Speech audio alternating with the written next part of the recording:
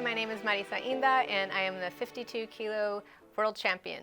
Some of the challenges when you're traveling to a meet is definitely trying to stay hydrated, getting adequate nutrition because you're not at home, so you don't have your typical meals that you're used to eating, dealing with layovers, sitting in a tight plane, having the 5-hour layover in Frankfurt, and that airport sucked. There was no place to eat, got lost. And by the time we got into Belarus, we had to wait for everyone else to get on the bus, and then that was an additional, I think, hour and a half to get to the hotel. So by the time we got there, it was about close to 3 o'clock in the morning, and then getting situated, by the time we got to sleep, it was 3:30 in the morning. So a little bit later than we wanted to get there, but yeah, Frankfurt Airport is the worst airport on the planet. Before I left, I felt really good. I was about a little bit over 52 kilos, so it's kind of where I wanted to be. But the plane ride kind of took a little bit of a toll. So they had moved us from the morning session to the afternoon session. So not really knowing how much the travel was going to affect water retention, we went and checked my weight, and then we decided to just hold off on eating that morning so that I could just weigh in, a little bit lighter because of body weight. So I felt fine, but felt a little bit dehydrated, and once I did get through weigh-ins, I felt like I couldn't hold any food down. I actually felt really sick. I felt like I was going to throw up at one point. Everything felt like it was just sticking like right here. So made warming up for squats just a little bit harder than normal. So in comparison to when I compete here in the United States, I don't feel that way. So it was a little bit rough. Warm-ups went really well. I felt pretty confident going into the squat. So we opened with 303 pounds. I got one red light. It felt more of a grinder than I thought it would. Coming out of the hole, I shifted back a little bit onto my heels, and I felt it happen. So, I stood up with it. The head judge gave me a red light. Typically in the IPF, they don't really like the forward lean that a lot of us smaller competitors have. So she gave me a red light for that. I kind of didn't know what was going on because Chad and Polly were working together to put in my next number. Chad saw that it was a little bit of a struggle, so originally, my second attempt was going to be 319, but we lowered it to 314, which was, a very good call.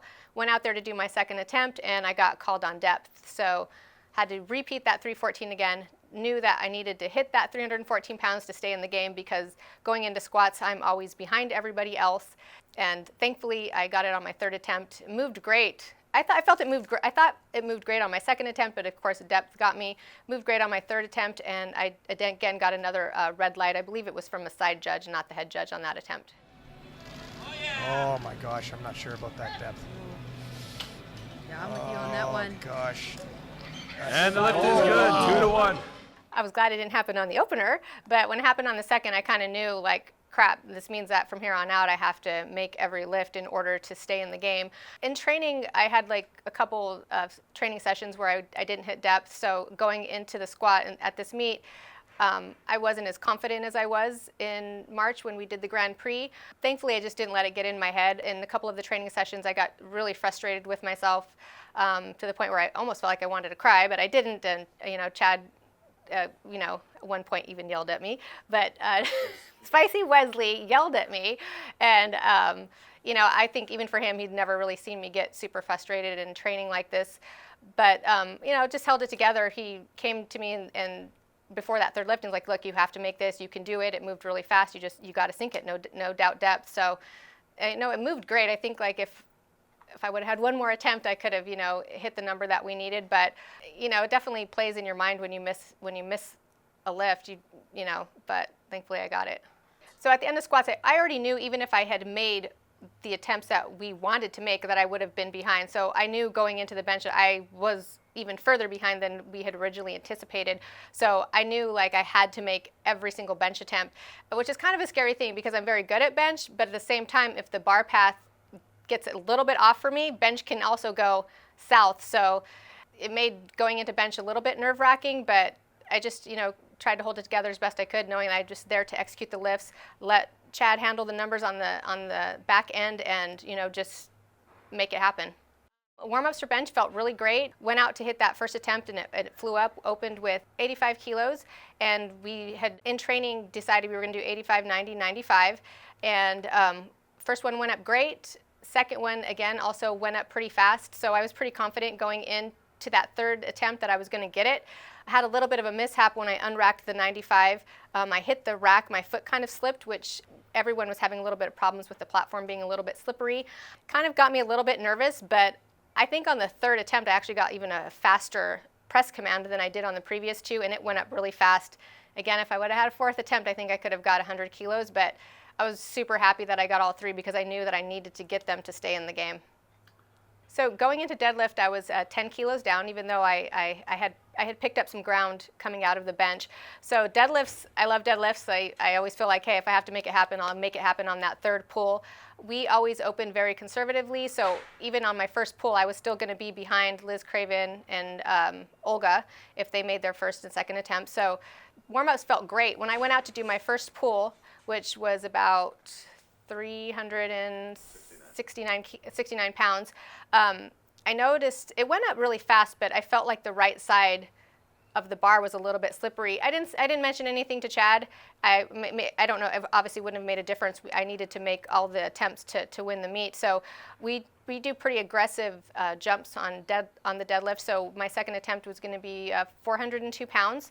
When I went to pull my second attempt, I got a red light on the right side from the right judge, and that's because the bar had started to slip a little bit in my right hand. And it went up fast, but again, it was a little bit more of a struggle than normal for me. Thankfully, Liz Craven missed her second attempt, Joy missed her second attempt, Olga missed her second attempt. The bar was slipping out of everybody's hand. So going into the third attempts, it becomes like a math game. Thankfully, again, I did not have to deal with that. Chad had already had all the numbers, scenarios. Okay, if she makes her second, this is what we have to do for the third. If this happens, then this is what we need to do. I didn't even know it was going to be put on the bar. They just put it on the bar. I went to pull my third. Again, I was a little bit worried about my grip failing, which has never happened to me in training or any meet. I train at a commercial gym as well, and that bar has no knurling, so typically grip for me is never a problem. But when I went to pull that third one, I got it right above the knees, and it just started slipping out of my right hand, and unfortunately, I just couldn't get that third lift. Again, though, Liz had already missed her third, so by my second lift, I was already in first place. So when Joy went to pull her third, Chad's like, well, if Joy makes this, she's going to beat you by, I believe it was a kilo. But she had missed it on her second attempt, so kind of figured she probably wouldn't pull it on her third, but again, you never know.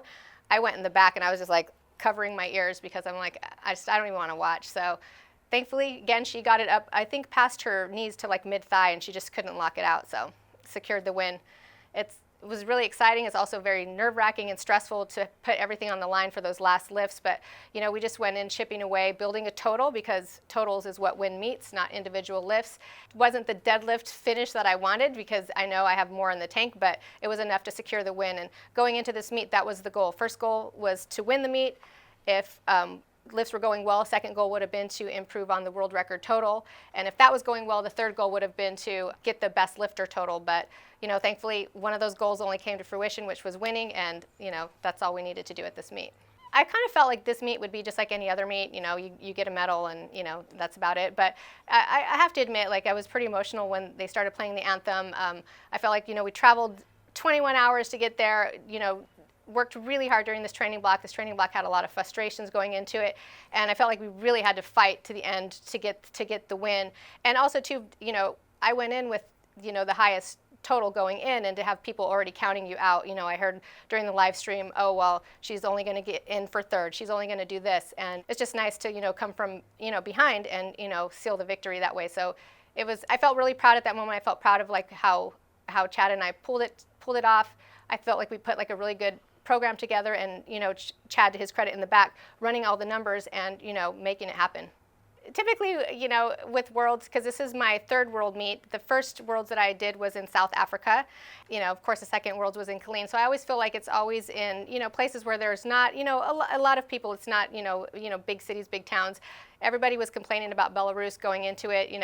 The food was terrible. Thankfully, Chad and I had a great experience. We stayed at the Marriott. It was very Americanized. We had great food. We had bread with butter.